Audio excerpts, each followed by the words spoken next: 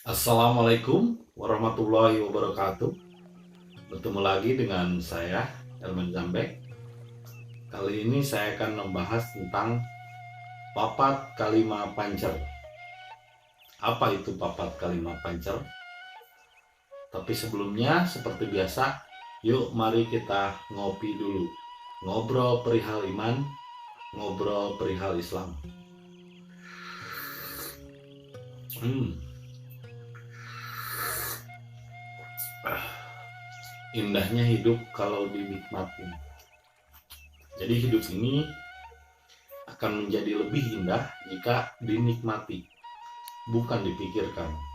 Semakin banyak berpikir, justru orang semakin kufur kepada Allah.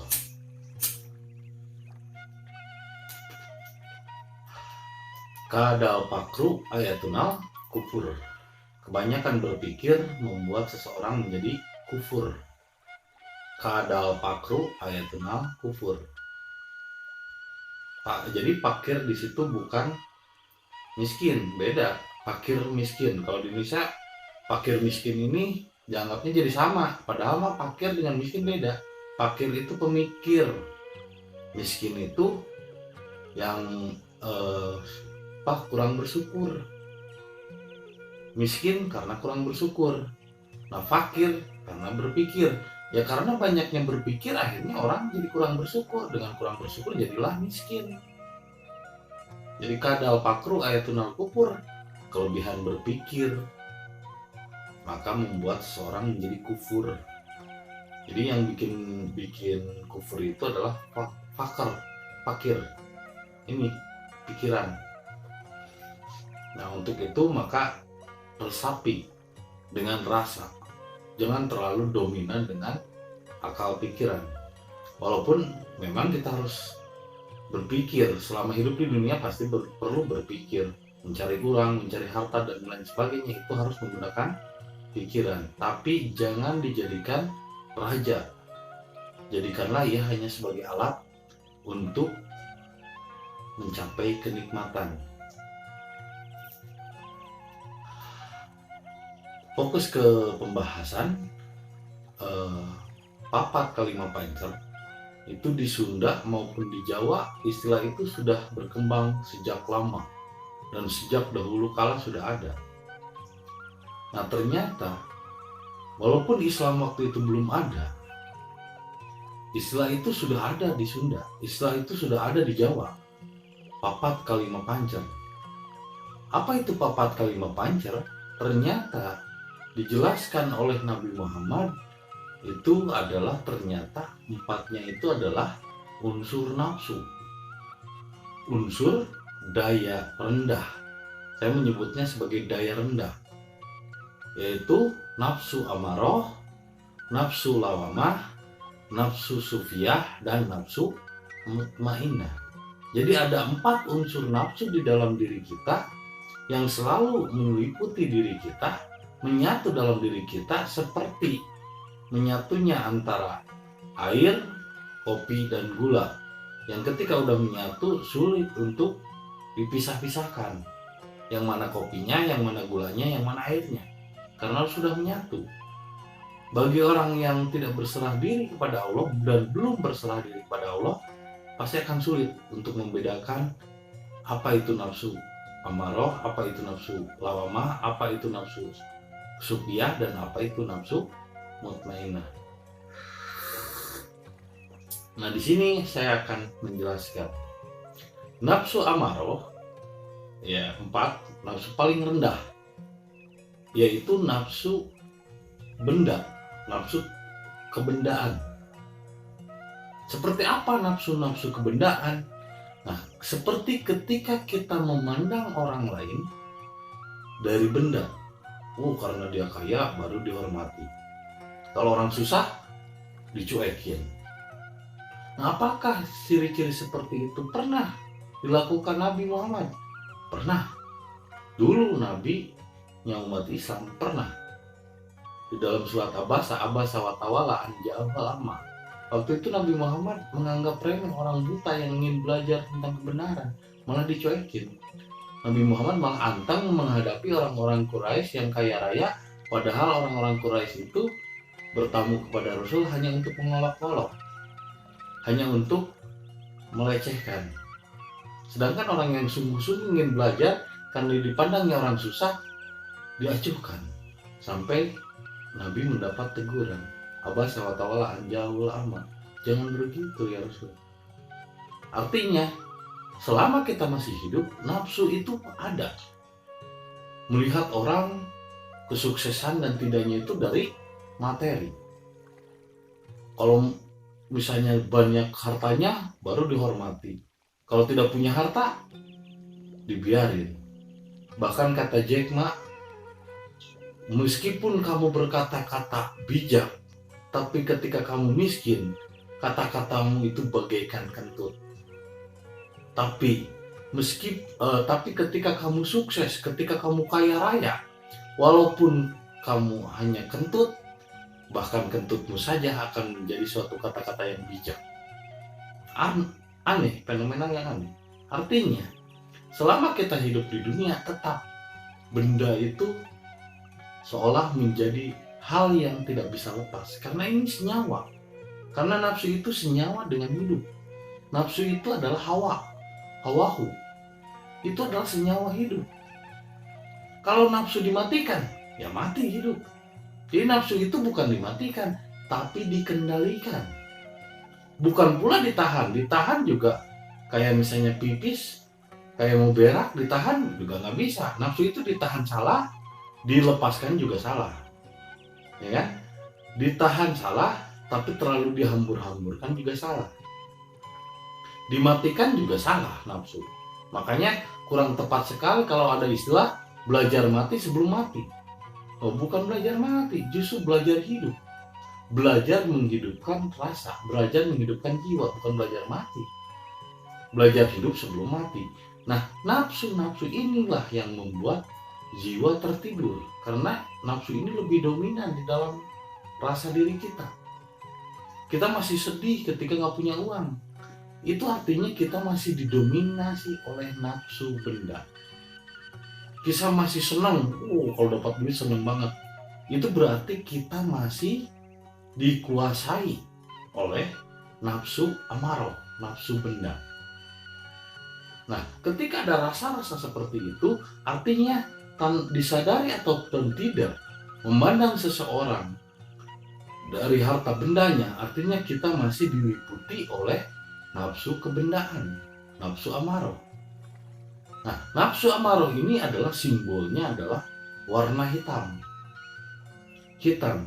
Nah, berkenaan dengan kulit, nafsu amarah ini adalah seperti orang-orang Afrika ataupun orang-orang suku Negro. Makanya kenapa simbolnya nafsu amarah itu hitam warnanya? Makanya kegelapan. Karena dia daya paling rendah, paling bawah. Daya syaitonia, boleh dikatakan underworld. Jadi orang yang masih berada di dalam nafsu amarah, mencari benda, mencari kekuasaan, itu berarti masih dalam kegelapan, dalam dunia yang hitam. Namun di dunia hitam inilah, seperti di Afrika, di tempat orang-orang kulit hitam, ini justru banyak berlian. Berlian-berlian itu kan munculnya di Afrika. Berlian yang bening, berlian yang warna-warni, bahkan berlian yang warna hitam, itu adanya di Afrika. Ini sebagai simbol bahwa hitam itu adalah warna yang mewakili nafsu benda. Nah, naik lagi ke atas peringkatnya nafsu lawamah. Ini nafsu kebendaan. Ketika dari nafsu kebendaan tuh naik ke nafsu tumbuhan, jadi lawamah itu nafsu tumbuhan, yaitu nafsu mencela. Mencela orang lain atau mencela diri sendiri. Ini nafsu lawamah, ini nafsu mencela. Senangnya mencela. Ini terjadi ketika jiwa mulai dibangkitkan dan tahapannya mulai naik dari nafsu benda ke nafsu tumbuhan. Mulai orang ketika dia baru mengenal sedikit tentang spiritual, padahal belum spiritual, masih di daya-daya nafsu, merasa paling hebat, akhirnya senang mencela orang lain. Senang mencela yang tidak sependapat atau tidak sepemikiran dengan ideologinya. padahal belum sampai kepada arah spiritual, belum sampai kepada hakikat dan marifat. Dia baru di lawamah, nafsu tumbuhan. Nafsu tumbuhan ini sifatnya adalah senang mencela. La uksimu biyaumil qiyamah wa la uksimu binafsi lawamah. Tidak diragukan lagi kiamat atau kebangkitan jiwa itu akan datang, dan pada saat ini orang masih suka mencela. Nah sekarang zamannya di Indonesia ini sekarang posisinya dari daya benda, daya amarah atau nafsu amarah naik ke nafsu lawamah. Sudah naik level dikit lah ke nafsu tumbuhan. Nah nafsu tumbuhan ini perwakilan warnanya adalah merah. Nah kalau diwakilkan dalam warna kulit, merah ini adalah suku Indian, suku Maya, suku Inca yang ada di Indian Apache. Makanya kenapa orang-orang suku Indian dia gemar menanam. Makanya suku Indian ini adalah the plant people. Jadi masyarakat yang suka terhadap tumbuhan, planting. Plants itu artinya tumbuhan. Makanya orang-orang orang-orang Apache, orang-orang Indian yang ada bulu-bulunya di bulu-bulu elang di kepalanya itu, yang dipakai mahkota, itu mereka cinta alam. Mereka pecinta alam. Makanya simbol mereka adalah tumbuhan, bertani, dan mereka sangat menjaga alam dan menghormati alam. Seolah-olah alam itu adalah disebutnya ibu tertinggi. Bahkan mistiknya paling hebat di India sana, suku Maya, suku Apache itu, dia kalau ngambil pasir saja, ketika dia mengatakan ini akan jadi benih jagung, ketika dibuka itu tangannya itu yang tadinya pasir itu bisa berubah menjadi biji jagung. Saking hebatnya mistik orang-orang suku Mayan atau suku merah, kulitnya merah. Ini adalah simbol dari nafsu lawamah, berwarna merah. Naik lagi levelnya ke atas, yaitu nafsu hewan, yaitu nafsu sufiyah. Ini warnanya kuning. Nah perwakilan kulitnya adalah orang-orang Chinese, Jepang, Mongol. Nah di nafsu hewan ini mereka sedikit lebih bergerak dari tumbuhan. Kalau tumbuhan dan benda kan diam. Kalau nggak digerakkan, benda itu nggak gerak dengan sendirinya. Tumbuhan juga diam, walaupun tumbuh tapi tetap di tempat gitu, nggak bergeser. Misalnya tiba-tiba 10 tahun kemudian si pohon itu pindah jadi 100 km ke arah barat, enggak. Tumbuhan juga tetap diam di tempat. Nah sedangkan yang namanya hewan ini bergerak liar. Makanya orang-orang China, orang-orang Jepang itu ada di mana-mana, di Cina, di Inggris, di Jerman ada. Karena dia kan nafsu hewani. Dan dia lebih tinggi levelnya di atas benda dan tumbuhan. Di atas kulit hitam dan kulit merah, kulit kuning ini lebih tinggi. Ini kulit kuning, Mongol dan Cina dan Jepang. Ini Asia, daerah Asia, ini kulit kuning. Dia dominan dalam segi ekonomi, menguasai. Teknologi juga Jepang menguasai. Orang-orang pinter, tapi masih di daya hewan, nafsu sufiyah. Makanya ada sifat-sifat serakah. Sampai di Cina itu ada mitos ketika kan monyet itu cerdas gitu. Monyet itu kan bisa loncat-loncat dari satu pohon, lincah. Mereka berpikir bahwa kalau makan otak monyet itu sampai dibelah, monyet hidup-hidup, dimakan otaknya, itu mereka berpikir bahwa dia akan memiliki kelincahan seperti monyet. Bahkan makan-makannya aja kan kalau di Cina itu cumi-cumi mentah dimakan, ikan mentah di Jepang juga dimakan, karena memang mereka berada di daya hewani. Ini nafsu sufiyah. Dan nafsu sufiyah ini seperti hewan, seperti harimau gitu, menguasai, ingin merajai. Ekonomi saja kan dikuasai, teknologi dikuasai. Tapi mereka saling berebut seperti hewan, masih di daya hewani. Nah, naik lagi ke atasnya ada yang disebut nafsu mutmainnah. Yang tadi kan nafsu benda hitam, nafsu tumbuhan merah, nafsu hewan kuning. nafsu jasmani atau nafsu mutmainah adalah putih. Dan putih ini adalah Eropa. Sehingga nafsu jasmani ini adalah nafsu paling tinggi. Di nafsu ini dia menghadapi kemapanan. Lihat saja orang-orang Eropa. Dia mapan. Dari sejak dulu dia sudah mengenal yang namanya peradaban dan kesenian. Bahkan kesenian awal mula itu berkembangnya dari Eropa. Dari Belanda, Perancis, Jerman, terus daerah Inggris dan lain sebagainya. Itu mereka sudah mengenal peradaban kesenian. Berarti kecerdasan paling tinggi itu kan kesenian. Orang yang sudah mengenal peradaban kesenian dari sejak zaman dulunya, artinya orang tersebut sudah memiliki tahapan yang lebih tinggi. Bahkan perekonomian saja, Eropa itu sampai punya mata uang sendiri, euro. Walaupun sebetulnya Inggris pun Eropa, cuman kan Inggris ingin mandiri, nggak mau. Dia punya mata uang sendiri, pound sterling. Tapi Euro ini sampai hebat mampu membentuk mata uang sendiri, euro. Artinya Eropa ini sejak dulu udah tua, negara yang tua. Bahkan peradaban kisah-kisah manusia itu banyak datang dari Eropa. Kisah-kisah dari Prancis, kisah ini, kisah itu, yang menginspirasi banyak orang. Nah, karena mereka telah melalui peradaban yang sangat panjang. Bahkan dalam peradaban sekarang, mereka lebih maju dari segi ekonomi, dari segi kehidupan, dan dari segi sosial juga masyarakat mereka lebih respect, saling menghargai terhadap orang lain. Emansipasi juga dia lebih bagus dibandingkan orang-orang yang berada di daya benda atau tumbuhan. Dari segi ekonomi, dari segi kemapanan hidup di dunia, mereka lebih mapan karena di daya jasmani. Ini warnanya putih.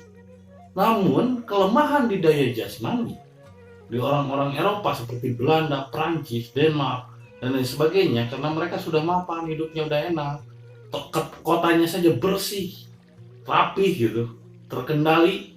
Ini kekurangannya adalah nafsu jasmani. Seksual itu bukan hal yang tabu, sehingga mereka sudah terbiasa dengan hal yang namanya hubungan seksual walaupun tanpa menikah, walaupun tidak ada asas-asas hukum yang menentukan misalnya harus ke naib atau nikah, karena memang hukum kemanusiaan untuk menikah diambil terus ada wali itu kan, itu mah adabnya manusia. Cuman dalam dunia orang-orang mutmainah atau orang-orang kulit putih ini, nafsu jasmani atau hubungan seksual itu udah menjadi hal yang lumrah dan bukan hal yang tabu bagi mereka. Itulah kelemahan di daya jasmani. Namun di daya jasmani ini dia lebih tenang. Dia tidak terlalu seperti daya hewani seperti orang-orang Cina yang masih ambisi untuk menguasai perekonomian dan lain sebagainya. Dia lebih rileks. Namun kadang-kadang ketika dia berbicara, melakukan sesuatu, walaupun melakukan kejahatan, dia ingin dipandang bijak. Tetap saja ingin dipandang bijak. Walaupun yang dilakukannya sebuah kejahatan perang misalnya. Seperti Amerika, dia selalu ingin dipandang bijak. Walaupun sesungguhnya dia yang melahirkan perang itu sendiri. Bahkan disitulah lahirnya yang konspirasi.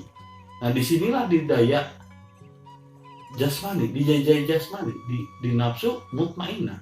Nafsu mutmainah ini walaupun berbuat jahat, dia ingin dipandang bijak, dia ingin dipandang sebagai pendamai dunia, walaupun sesungguhnya dia yang membuat peperangan itu sendiri. Inilah nafsu mutmainah. Jadi nafsu mutmainah ketika ingin berbuat baik pun, berbuat baiknya masih dari ingin dipandang, ingin dipuji, ingin dianggap hebat. Ketika ada rasa ingin, walaupun inginnya itu baik, itu tetap masih di nafsu mutmainah. Seperti ingin berserah diri kepada Allah. Walaupun tujuannya ingin berserah diri pada Allah, benar berserah diri pada Allah, tapi masih ada ingin, tetap saja nafsu. Tapi kalau tidak didorong dengan nafsu itu, kita juga tidak tahu bagaimana caranya berserah diri dan tidak ada motivasi untuk melakukan ke arah berserah diri. Nah, inilah percontohan tadi dari benda, tumbuhan, hewan, jasmani. Mewakili warnanya yaitu hitam, merah, kuning, dan putih.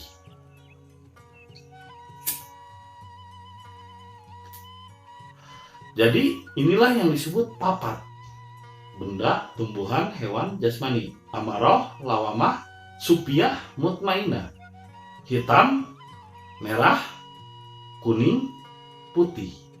Sehingga ketika mereka wafat dan belum sampai kepada pancar kelima, mereka tidak sempurna jiwanya dan tidak kembali kepada Allah, maka dia akan kembali menjadi jin. Jin hitam, jin merah, jin kuning, jin putih. Makanya kalau di Sunda ini ada yang disebut dengan istilah harimau putih. Berarti dia udah jadi jinnya pun jin di tingkat jasmani. Nah, ada juga jin kuning, berarti jin di daya hewani. Jin merah misalnya kayak di Amerika selalu seperti misalnya disimbolkan tentang jin atau iblis itu selalu berwarna merah. Lucifer warnanya merah. Terus misalnya ada yang Hellboy itu selalu disimbolkan dengan warna merah, berarti kan masih di daya tumbuhan. Nah, kalau yang hitam itu di daya benda, hitam dan hijau. Makanya jin di Arab hitam dan hijau itu disimbolkan sebagai daya benda, daya paling rendah. Nah, sedangkan daya keduanya merah, daya paling atasnya kuning, dan lebih tingginya adalah putih. Makanya ada ular hijau, ular putih, berarti ular yang di daya benda dengan ular di daya jasmani. Jadi di benda itu adalah hitam sama hijau. Nah, sedangkan yang kelima ini adalah ruhani. Dari tadi nafsu, benda, tumbuhan, hewan, jasmani, amaroh, lawamah, supiyah, mutmainah, merah, hitam dan hijau, merah, kuning dan putih. Melebur, naiklah ke atas yaitu ruhani. Jadi 4 kalimat pancar adalah dari 4 daya nafsu duniawi naik ke atas menjadi ruhani. Ruhani ini adalah spiritual. Kalau di daya 4 ini masih di agama. Di 4 ini masih di agama, masih di pikiran, masih di antara pikiran, hati, dan nafsu. Ini adanya di benda, tumbuhan, hewan, jasmani. Butuh pikiran, hati, dan nafsu. Nah, sedangkan kalau lepas dari itu, mengarah ke yang kelima, inilah yang disebut pancar. Di dalam diri yang paling dalam. Ketika terbuka pikiran, hati, dan nafsunya, maka keluarlah yang disebut ruhani. Nah, ruhani ini adalah berwarna simbol coklat. Jadi hitam, merah, kuning, putih dicampur, disatukan warnanya jadilah coklat. Sehingga kulit coklat yang kita miliki itu sebetulnya perpaduan dari keempat unsur warna kulit yang ada di dunia ini. Artinya kesempurnaan spiritual didapat dari coklat. Karena coklat ini merahnya ada, kuningnya ada, hitamnya ada, putihnya pun ada. Karena coklat itu adalah perpaduan dari 4 warna. Jadi 4 kalimat pancar itu didapat oleh orang-orang Nusantara, didapat oleh orang-orang Indonesia. Kenapa? Karena dari zaman dahulunya juga Adam itu berwarna coklat kulitnya.